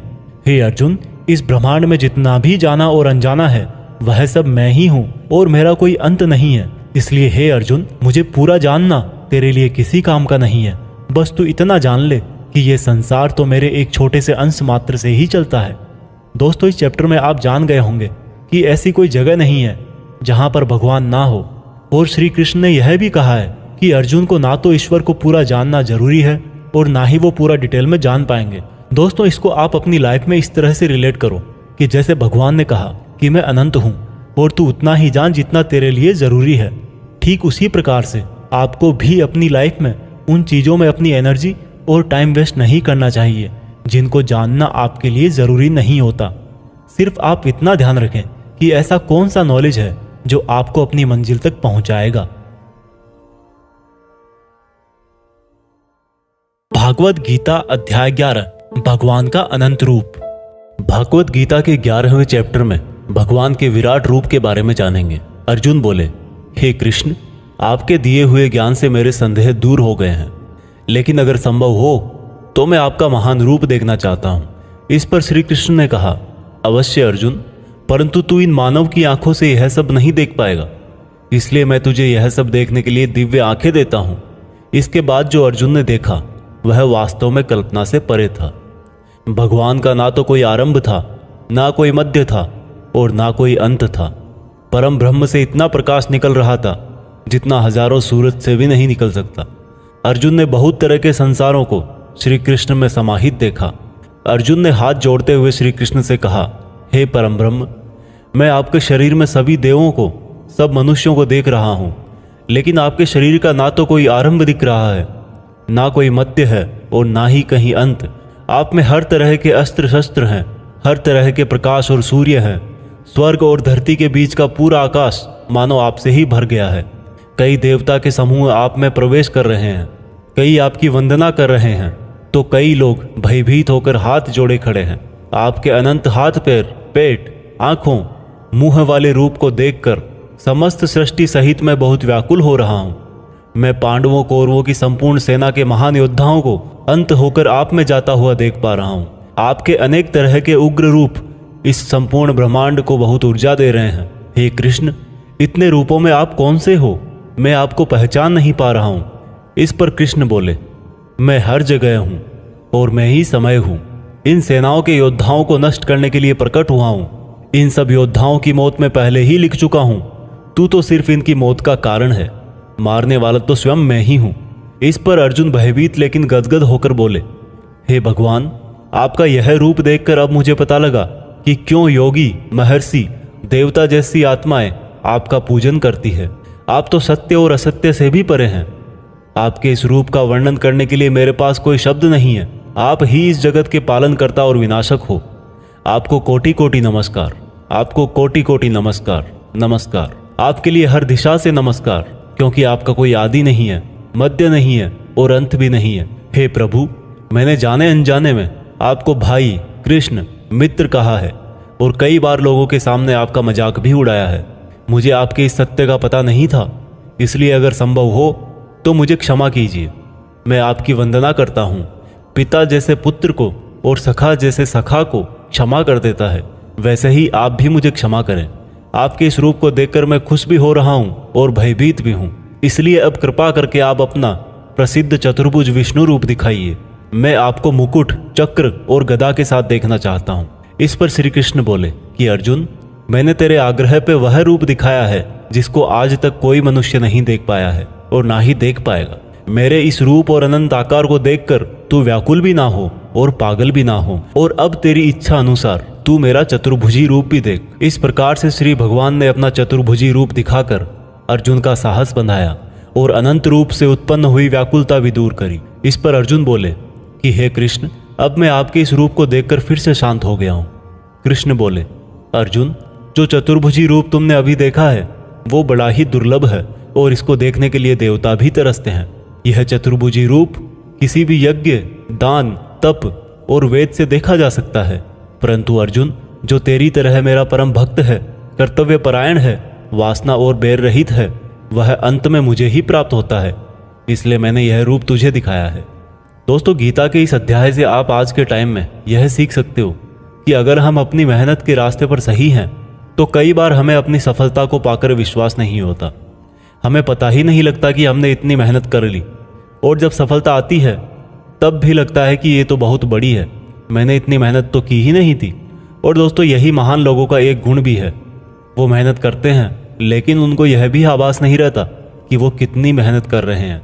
यह उनके बड़प्पन को दिखाता है। भागवत गीता अध्याय 12 भक्ति योग। दोस्तों गीता के 12वें चैप्टर में हम जानेंगे कि अपने गोल्स पर कैसे अडिग रहें, एक स्टूडेंट को क्या करना चाहिए। अर्जुन ने कहा कि हे भगवान, आपको क्या मानकर पूजना ज्यादा अच्छा है, रूप या फिर निराकार। श्री कृष्ण ने कहा, जो भक्त मन को एकाग्र करके श्रद्धा से युक्त होकर मुझ सगुण रूप परमेश्वर को भजते हैं, वह मुझे योगियों में श्रेष्ठ लगते हैं। परंतु जो भक्त अपनी इंद्रियों को वश में करके मन बुद्धि से परे मेरे अविनाशी रूप पर ध्यान लगाते हैं, वह मुझे ही प्राप्त होते हैं। जो भक्त अपने कर्मों को मुझ में अर्पण करके मेरा चिंतन करते हैं, वो भी मुझे ही प्राप्त होते हैं। इसलिए तू मन को मुझ में ही लगा, और अगर तेरे लिए मन को वश में करना संभव नहीं है तो तू योग द्वारा मुझको प्राप्त करने का प्रयत्न कर। जिसके क्रोध और सभी द्वेष समाप्त हो गए हैं, वह भक्त मुझे बहुत पसंद है। अगर तू मन को रोकने के अभ्यास में भी असफल है तो तू मेरे लिए ही कर्तव्य परायण हो जा और कर्म फल का त्याग कर दे। अभ्यास से ज्ञान श्रेष्ठ है, ज्ञान से मुझ परमेश्वर का ध्यान श्रेष्ठ है, और इस ध्यान से भी श्रेष्ठ है सभी कर्मों के फल का त्याग करना, जिससे तुरंत ही शांति मिलती है। जो व्यक्ति हर तरह के सुख दुख, शस्त्र और मित्र भाव, लाभ हानि, मोह और इच्छा, हर तरह के मौसम से मुक्त है और सभी प्राणियों को बराबर देखता है, और जो अपने मन और इंद्रियों को पूरी इच्छा शक्ति से वश में किए है, वही परमानंद के लिए श्रेष्ठ है। जो निंदा और प्रशंसा को एक समान समझता है, जो किसी भी स्थान पर किसी भी भोजन के साथ रह सकता है, वह भक्त मुझे श्रेष्ठ लगता है। और उनमें भी जो निष्काम भाव से अपना कर्म और मेरी सेवा करते हैं, वह मुझे अति प्रिय है। दोस्तों इस चैप्टर में बताया गया है कि आपको अपने खुद के पुराने अनुभवों से सीखना चाहिए। एक स्टूडेंट को या एक उस इंसान को जो अपनी लाइफ में कुछ बड़ा करना चाहता है, उसको कम खाना चाहिए और हर तरह के इमोशन में सिर्फ यह सोचना चाहिए कि खुद का सपना कैसे पूरा करूं। यह भागवत गीता सार आप YouTube के जीत फिक्स चैनल पर सुन रहे हैं। भागवत गीता अध्याय 13 क्षेत्र क्षेत्रज्ञ विभाग योग। भागवत गीता के 13वें चैप्टर में हम जानेंगे कि किस तरह से हमारे एक्शन से रिजल्ट पैदा होता है। श्री कृष्ण ने कहा कि यह शरीर एक क्षेत्र की तरह है, और जो इसको जानता है उसको क्षेत्रज्ञ कहते हैं। क्षेत्र मतलब खेत। जिस तरह से खेत में जैसा बीज डालते हैं, वह उसी प्रकार का सही समय आने पर फल देता है। उसी तरह जीवन में भी जिस तरह का कर्म फल का बीज मनुष्य डालता है, वही बीज समय आने पर उसी प्रकार का फल देता है। इसीलिए इस शरीर को क्षेत्र कहा गया है। यह क्षेत्र और क्षेत्रज्ञ का ज्ञान बहुत विद्वानों द्वारा बहुत तरीके से कहा जाता है, और इस ज्ञान में 5 महाभूत यानी कि पृथ्वी, अग्नि, जल, वायु, आकाश को मिलाकर मन, बुद्धि, अहंकार और सभी इंद्रियां भी शामिल है। इसके साथ साथ इसमें सुख दुख, चेतना, शरीर, धैर्य और विकार भी सम्मिलित है। अब परम ब्रह्म को प्राप्त कराने वाला ज्ञान क्या है, यह मैं तुझे बताऊंगा। मनुष्य में कोई भी खूबी होने पर उसमें किसी तरह का घमंड नहीं होना चाहिए। किसी भी प्राणी को सताना नहीं चाहिए। दूसरों के प्रति क्षमा भाव होना चाहिए। गुरु की सेवा की जानी चाहिए। मन और वाणी में सरलता होनी चाहिए। मन और समस्त इंद्रियों पर पूरा वश होना चाहिए। किसी भी तरह के भाव में नहीं बहना चाहिए। संतान, जीवन साथी, घर और धन में मोह नहीं होना चाहिए। अच्छे और बुरे में भी मन और बुद्धि की स्थिरता होनी चाहिए। वासना वाले लोगों से दूरी होनी चाहिए। एकांतवास में मन का शुद्धिकरण करना चाहिए। मुझ परमेश्वर में पूरी तरह से समर्पण और ध्यान मग्न रहना चाहिए। हे अर्जुन, अब मैं तुझे परम ब्रह्म के बारे में कहूंगा। वो सर्वव्यापी है। वह सब इंद्रियों के साथ भी इंद्रियों के बिना है, और वह निर्गुण होकर भी सभी गुणों के साथ है। वह सभी सजीवों और निर्जीवों में है। वह दूर भी है और पास में भी, लेकिन फिर भी जानने में नहीं आता। वह ब्रह्मा की तरह जीवन उत्पन्न करता है, विष्णु की तरह पालन करता है, और शंकर की तरह विनाश भी करता है। वह अलग अलग कालों में होते हुए भी एक जैसा लगता है, और एक ही काल में भी अलग अलग तरह का होता है। वह माया का भी महामाया है, परम ब्रह्मों से भी परम है, और सब प्राणियों के साथ उनके हृदय में निवास करता है। परंतु इसके बाद भी यह जानने के योग्य है, हे अर्जुन, इस प्रकृति और पुरुष का भी कोई आरंभ नहीं है, क्योंकि प्रेम और घृणा और तीनों तरह के गुण अर्थात सत, रज और तम भी प्रकृति से ही आते हैं। कार्य और कार्यों को करने वाली इंद्रियां भी प्रकृति से ही उत्पन्न होती है। प्रकृति से जन्मा मनुष्य प्रकृति के ही गुणों को भोगता है और इन्हीं गुणों के भोग के अनुसार ही उसका जन्म और मरण तय होता है। इस तरह से जो भी मनुष्य इस पुरुष और प्रकृति के ज्ञान को जानता है वह कर्म करता हुआ भी मुझे प्राप्त होता है और मुझ परमात्मा को हर मनुष्य अपने अलग अलग तरीके से पाता है। किंतु जो मंद बुद्धि होते हैं वह तो इस ज्ञान को सुनकर और मेरी प्रकृति जानकर ही मृत्यु लोक से मुक्त हो जाते हैं। जो मनुष्य सभी कर्मों को प्रकृति से ही होने वाला मानता है वह अपनी आत्मा को अकर्ता समझकर इस भवसागर से पार हो जाता है। हे अर्जुन, जिस तरह से आसमान का पदार्थ काफी पतला होता है और इसीलिए वो दूषित नहीं होता, उसी प्रकार से यह आत्मा शरीर में सूक्ष्मता से रहती है जिससे ये कभी दूषित नहीं होती। इस प्रकार से प्रकृति, पुरुष और चेतना के ज्ञान से तू भी मुझ परम ब्रह्म को प्राप्त हो जा। दोस्तों, इस चैप्टर में यह बहुत ही बारीकी से बताया गया है कि किस तरह से हमारे ही कामों से हमें तकलीफ या खुशी मिलती है। मान लीजिए हमारा शरीर खेत की तरह है और हम हैं इसके किसान। अब हम जो भी इस खेत में बोएंगे फल भी उसी बीज के अनुसार हमें भविष्य में जाकर मिलता है। इसलिए यह हमारे आज के एक्शंस पर ही डिपेंड करता है कि हमें फ्यूचर में क्या मिलने वाला है। भागवत गीता अध्याय 14 प्रकृति के 3 गुण। दोस्तों, भागवत गीता के 14वें चैप्टर में हम जानेंगे कि किस तरह से हमारा स्वभाव और यह संसार 3 गुणों में बटा हुआ है। श्री कृष्ण बोले, हे अर्जुन, अब मैं तुझे संसार के उन 3 गुणों के बारे में बताऊंगा जो आत्मा को शरीर के मोह से बांधते हैं और जिन्हें जानकर कोई भी मनुष्य मुझे पा सकता है। यह तीनों गुण है सत्वगुण, रजोगुण और तमोगुण। सत्वगुण इन सभी गुणों में श्रेष्ठ है और यह ज्ञान और सुख से जोड़ता है। रजोगुण कामना और आसक्ति से उत्पन्न होता है जो कि कर्म और उसके फल में बांधता है। तमोगुण मनुष्य को भोग विलास, आलस्य और निद्रा में बांधता है। हे अर्जुन, सत्वगुण सुख देता है, रजोगुण कर्म करवाता है और तमोगुण मनुष्य को उसके स्थान से भी बहुत नीचे गिरा देता है। किन्हीं भी 2 गुणों को वश में करने से तीसरे गुण की प्राप्ति होती है। जिस पल मन में शांति और ज्ञान बढ़ा हुआ लगे उस समय यह मानना चाहिए कि सत्वगुण बढ़ रहा है। जिस पल मन में लालच और स्वार्थ का आभास हो उस समय रजोगुण बढ़ता है। जिस समय मन में अंधकार, विषयों में आसक्ति, आलस्य और निद्रा हो उस समय मनुष्य में तमोगुण होता है। सत्वगुण में मरने वाला मनुष्य परमात्मा को प्राप्त होता है। रजोगुण वाला मनुष्य फिर से जन्म लेकर मनुष्य बनता है और तमोगुण वाला प्राणी अगले जन्म में कीट पतंग बनता है। सात्विक कर्म का परिणाम है सुख, राजस कर्म का परिणाम है दुख और तामस कर्म का परिणाम अज्ञान होता है। जो व्यक्ति इस बात को जानता है कि यह 3 गुण ही उससे सब काम करवाते हैं, तब वह अपने कर्तापन से और इस संसार से मुक्त हो जाता है और इस तरह से सोने, पत्थर और मिट्टी को एक जैसा समझने वाला मनुष्य परम ब्रह्म अर्थात मुझे प्राप्त हो जाता है। दोस्तों, यह 3 प्रकार सात्विक, राजस और तामस हमारी डेली लाइफ में बहुत यूजफुल हैं। अगर आप मेहनत करके कुछ उम्मीद नहीं करोगे तो आप हमेशा खुश रहोगे। अगर आप किसी अच्छे रिजल्ट की कामना करके मेहनत कर रहे हो तो कोई गारंटी नहीं कि खुशी होगी या दुख होगा।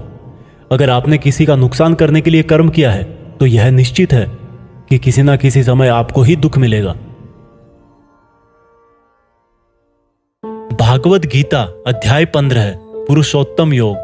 दोस्तों, गीता के 15वें चैप्टर में बताया गया है कि किस प्रकार से यह दुनिया एक इल्यूजन है और कैसे हम इसमें उलझकर रह जाते हैं। श्री कृष्ण बोले कि यह संसार बरगद के एक उल्टे पेड़ की तरह है जिसकी जड़ें ऊपर है और डालियां, पत्ते नीचे की तरफ। पत्तियां वेदों को दिखाती हैं और डालियों के अंत में फल कार्य फल के जैसा है। इस पेड़ की जितनी भी शाखाएं हैं वो 3 तरह के गुण यानी कि सत्व, रज और तम से ही बनी है। इसकी जड़ों में स्वयं परमात्मा विराजमान है। इस पेड़ की शाखाओं के अंत में नई कोंपले मनुष्य की इच्छाओं को दिखाती है।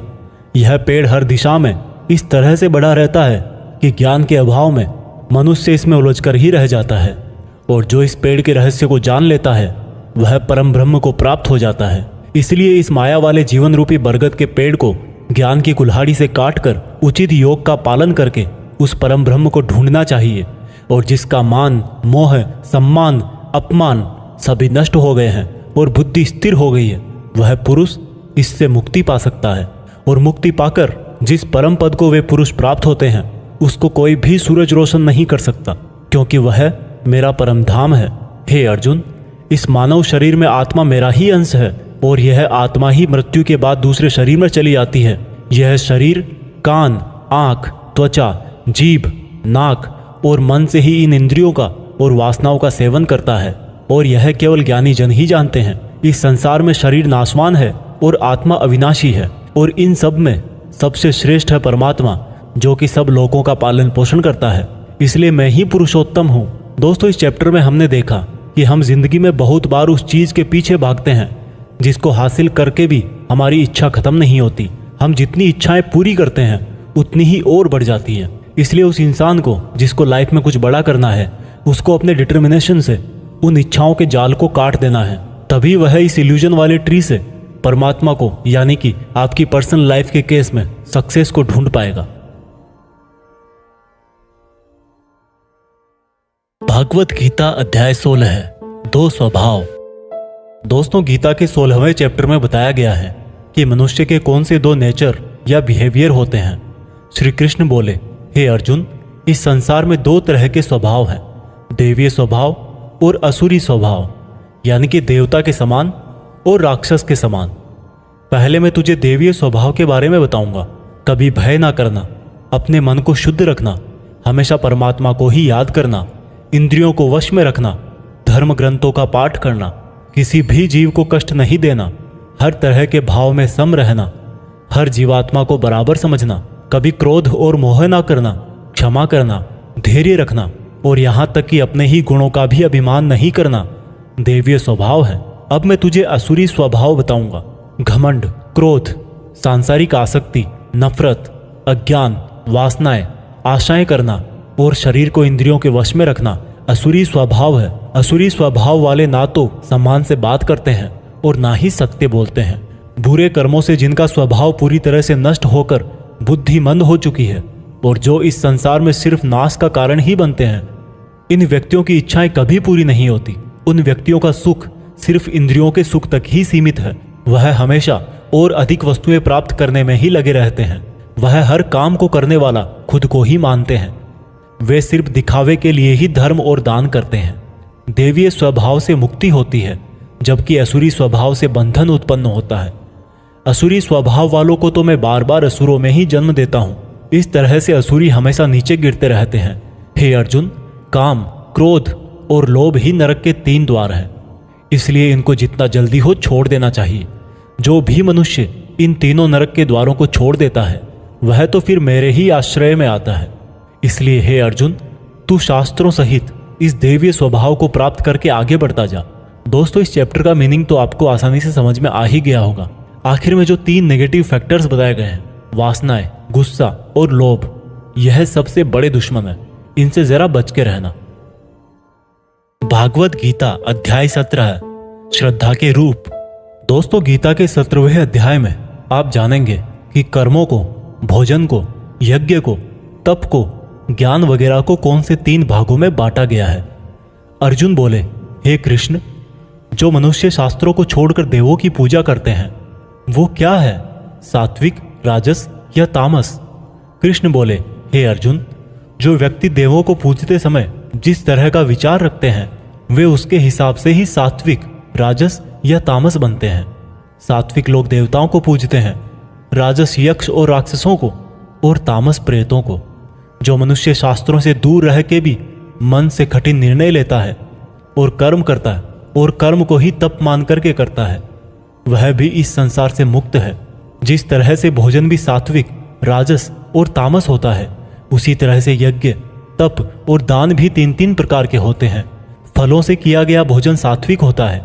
राजस भोजन स्वाद में तीखे, जैसे कि मीठे, खट्टे, बहुत गर्म आदि होते हैं, और तामस भोजन में जैसे दुर्गंध वाले, बिना रस के, अधपके, अपवित्र आदि हैं।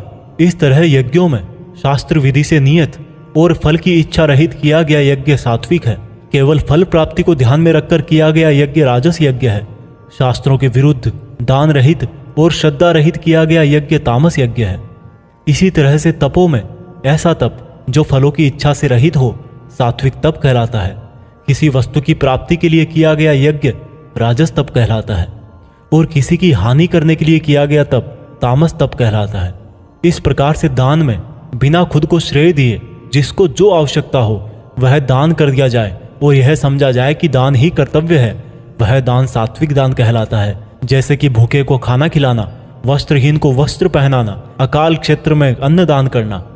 जो दान उसके फलों को दृष्टि में रखकर खुद का मान बढ़ाने के लिए, स्वर्ग की प्राप्ति के लिए और दान के बदले में वापस प्रत्युपकार की चाह में दिया गया हो, वह राजस दान कहलाता है। जो दान बिना सम्मान के किसी को अपमान करके बलपूर्वक दिया जाता है या किसी अयोग्य को दिया जाता है तो उसको तामस दान कहते हैं। श्रद्धा सहित, फल की इच्छा रहित और जगत कल्याण के लिए किया गया दान, यज्ञ और तप मनुष्य को इस संसारी माया से मुक्त करके मुझ में विलीन करता है। दोस्तों, इस चैप्टर में आपने सुना कि हर कर्म के 3 प्रकार होते हैं और इन कर्मों को करते टाइम आपके मन में जैसी भावना या जैसा मकसद होता है उसी तरह से आपको फल मिलता है। और ये तीनों प्रकार हैं सत, रज और तम। सत सबसे अच्छा माना गया है, तम सबसे गिरा हुआ माना गया है। सत का मतलब है आप जो भी काम करें, मेहनत करें, उसमें एकदम इमोशनली स्टेबल होकर, बिना उस काम के रिजल्ट के बारे में सोचे, बिना उस काम को करने का क्रेडिट लिए, खुद के मन की शुद्धता और संसार का कल्याण करने के लिए करें। लेकिन आज के टाइम में हम अपने गोल्स के लिए काम करते हैं जिनमें हमें मेहनत के लास्ट में रिजल्ट चाहिए होता है। भगवान कृष्ण ने कहा है कि हमारे दुखों का और काम बिगड़ने का यही मेन रीजन है कि हम उसके रिजल्ट के बारे में सोच सोच कर परेशान रहते हैं। इसलिए दोस्तों, आप भी सत्य के इस रास्ते पर रहने की कोशिश करें। भागवत गीता अध्याय 18 उपसंहार। दोस्तों, गीता के 18वें और आखिरी चैप्टर में हम जानेंगे कि क्या त्याग और संन्यास एक ही है। इस पूरे गीता ग्रंथ का निचोड़ भी आपको इसी चैप्टर में मिल जाएगा, इसलिए आपको इस चैप्टर को लास्ट तक ध्यान से सुनना चाहिए। अर्जुन बोले, हे कृष्ण, मैं त्याग और संन्यास के बारे में जानना चाहता हूं। श्री कृष्ण ने उत्तर दिया कि अर्जुन, इस संसार में कुछ लोग कर्मों के फलों को छोड़ने को त्याग कहते हैं और अगर कर्मों को ही त्याग दे तो उसको संन्यास कहते हैं। कुछ लोग सभी कर्मों को दोष भरे और सभी दुखों का कारण मानकर उनका त्याग करने के लिए बोलते हैं, और कुछ लोग बोलते हैं कि यज्ञ, तप और दान वाले कर्म कभी भी नहीं त्यागने चाहिए। इसलिए अर्जुन, अब तू मेरे से त्याग और संन्यास को अच्छी तरह से समझ। इन दोनों में से मैं त्याग को पहले बताऊंगा, क्योंकि यह त्याग भी 3 तरह का होता है, सात्विक, राजस और तामस। यज्ञ, तप और दान ये तीनों त्याग के योग्य नहीं, बल्कि फल की इच्छा के बिना किया गया यज्ञ, तप और दान यही सात्विक त्याग कहे जाते हैं। मतलब जो शास्त्रों में दिया गया कर्म और धर्म जिसमें फल और आसक्ति ना हो, उसको सात्विक त्याग कहा जाता है। कोई मनुष्य अगर सभी कर्मों को यह समझकर त्याग दे कि यह कर्म ही दुखों का कारण है, तो यह त्याग राजस त्याग कहलाता है। किसी अन्य मोह के कारण अगर किसी कर्म का त्याग कर दिया जाए तो त्याग को तामस त्याग कहते हैं। जो व्यक्ति किसी भी काम से ना तो प्रेम करता है और ना ही नफरत करता है, ऐसा बुद्धिमान व्यक्ति ही सच्चा त्यागी है। मनुष्य शरीर कितना भी प्रयास कर ले, लेकिन वो फिर भी पूरी तरह से कर्म को नहीं छोड़ सकता, जैसे कि सांस लेना। इसलिए कर्मों के फलों को छोड़ देना ही सच्चा त्याग होता है। जो लोग कर्म फलों का त्याग इस संसार में नहीं करते हैं, उनके कर्म फल मृत्यु के बाद भी उनका पीछा नहीं छोड़ते हैं। हे अर्जुन, मनुष्य मन, वाणी और शरीर से जो भी अच्छा या बुरा काम करता है वह 5 तरह से होता है। करने वाले के द्वारा, उसके शरीर के द्वारा, उसकी ज्ञानेंद्रियों के द्वारा, उसकी कर्मेंद्रियों के द्वारा या फिर उसके पूजनीय देवताओं के द्वारा। ज्ञाता, ज्ञान और ज्ञेय ये 3 प्रकार की कर्म प्रेरणा है। कर्ता, कारण और क्रिया ये 3 तरह के कर्म संग्रह है। अर्जुन, ज्ञान, कर्ता और कर्म ये तीनों भी 3 तरह के हैं। जिस ज्ञान में परमात्मा को अमर और अनंत माना जाता है वह ज्ञान सात्विक है। जिस ज्ञान में परमात्मा को अलग अलग समयों में अलग अलग नामों से जाना जाता है वह राजस ज्ञान है। और जो ज्ञान सात्विक ज्ञान और राजस ज्ञान के बाहर है वह तामस ज्ञान है। जो कर्म श्रद्धा रहित और फल की इच्छा के बिना किया जाता है वह सात्विक कर्म कहलाता है।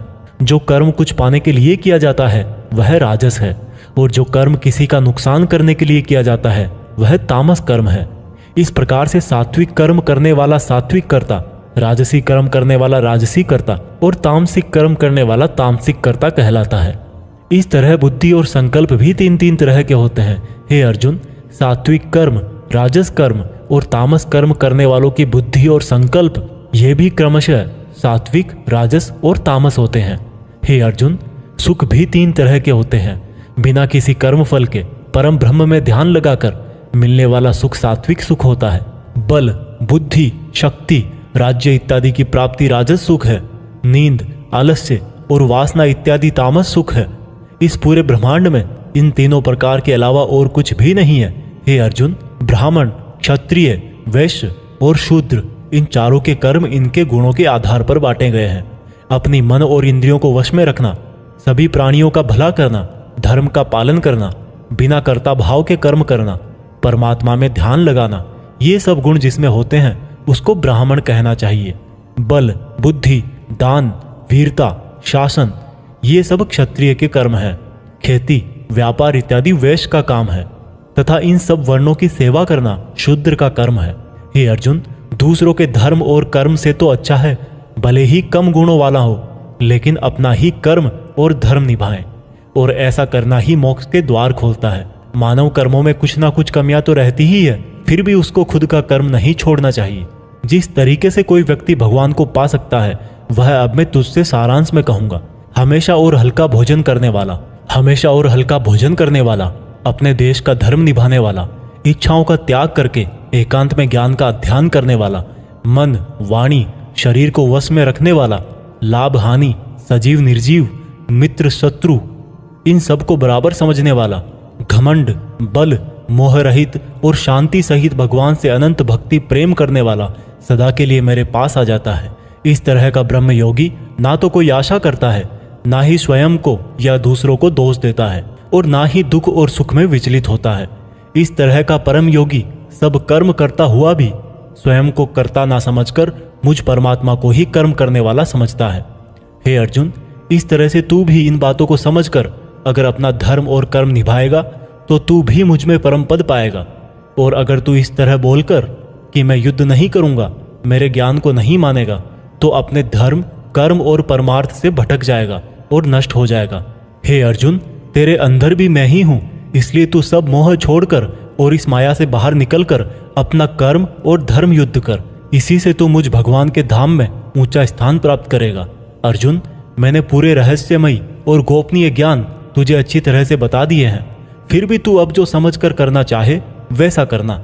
लेकिन अर्जुन, तू मुझे बहुत ही प्रिय है, इसलिए मेरा ही भक्त बन और मुझे ही सदा प्रणाम कर। मैं प्रतिज्ञा करता हूँ कि ऐसा करने से तू मेरे ही पास आएगा। फिर भी यदि तुझे ऐसा लग रहा है कि तू पाप करने जा रहा है, तो जब तू मेरी ही शरण में आ जाएगा तो मैं तेरे पूरे पापों को माफ कर दूंगा। इसलिए तू दुखी मत हो। और अर्जुन, तू इस दिव्य ज्ञान को उस व्यक्ति से मत कहना जो इसको सुनना नहीं चाहता, या भक्ति और कर्म नहीं करना चाहता, या परमात्मा में दोष निकालता हो। परंतु तू जिस भी मेरे भक्त को मेरा प्रिय समझकर यह ज्ञान कहेगा, वह भक्त इस संसार में मेरा सबसे प्रिय भक्त होगा। इस गीता ज्ञान को समझना ही वास्तविक ज्ञान यज्ञ है, और इस ज्ञान यज्ञ से भी कोई भक्त मुझे प्राप्त कर सकता है। हे अर्जुन, अब मुझे यह बता, क्या तेरा अज्ञान मिट गया है? अर्जुन उठकर बोले, हे परम ब्रह्म श्री कृष्ण, मैंने आपका संपूर्ण ज्ञान अपनी बुद्धि में बिठा लिया है और अब मैं स्थिर हूँ, और जैसा आपने मार्गदर्शन किया है मैं ठीक उसी प्रकार से अपने कर्तव्य और धर्म का पालन करूंगा। दोस्तों, चाहे कितनी भी मुश्किलें आए, जो इंसान खुद भगवान कृष्ण की इन बताई गई बातों को फॉलो करता है, उनको अपने जीवन में उतारता है, उसकी ना केवल पूरी प्रॉब्लम सोल्व हो जाती है, बल्कि उसे जीने का, अपने सपनों को हासिल करने का तरीका भी पता लग जाता है। कुछ लोग ये भी बोलते हैं कि गीता ज्ञान सिर्फ हिंदू धर्मों का ग्रंथ है, जबकि भगवान ने खुद कहा है कि व्यक्ति जाति और धर्म से नहीं, गुणों से ब्राह्मण होता है, और इस भागवत गीता पर सभी मनुष्यों का बराबर हक है। आज की ये दुनिया कर्म भूमि है। कर्म और मेहनत का सिद्धांत सबके लिए एक होता है। इसलिए आप सब लोग इस गीता ज्ञान को बार बार सुने, हर एज के पुरुष और महिलाओं को सुनाएं, ताकि आप अपनी कर्म स्थल के अर्जुन बनकर अपने जीवन का लक्ष्य हासिल कर सको। जय श्री कृष्णा। जय हिंद। वंदे मातरम।